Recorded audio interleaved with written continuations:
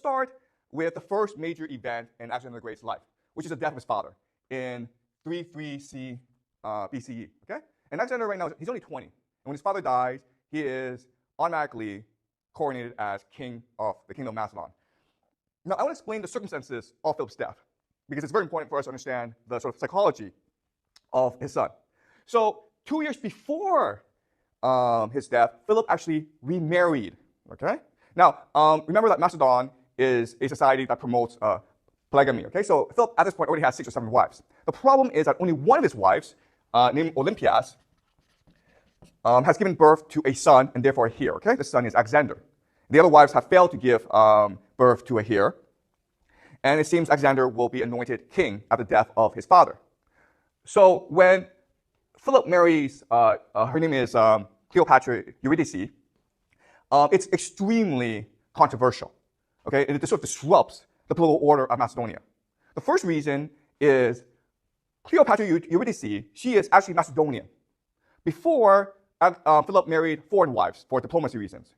And what this means is, if Cleopatra Eurydice gives birth to a son, this son will be more legitimate here than Alexander. And this pushes Alexander out of the line of succession, okay?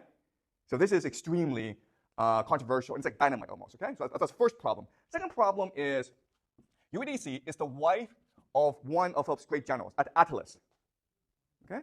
And actually at the wedding ceremony between Eurydice and Philip, Attalus gave a toast, and he said, here's a toast, and I pray that Macedon will soon have a legitimate heir. And this is a direct insult to Alexander, okay?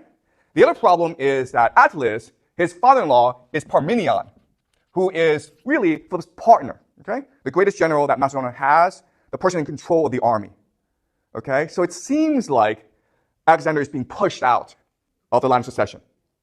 And Alexander and his mother, Olympias, are both freaking out, okay? So in 336 BCE, Philip is assassinated by his bodyguard. And no one knows why this happened, okay? But we know what happened. Afterwards, what happened is, first of all, Olympias killed Eurydice and her daughter and son. The son was going to be legitimate heir to the throne. Now they're all dead, okay? That's the first thing that happens. Second thing that happens is Attalus becomes afraid, and he's about to rebel, okay? And Attalus, again, is a general. At this stage, at this point, Parmenion is now the kingmaker, right? Because Parmenion is now head of the army.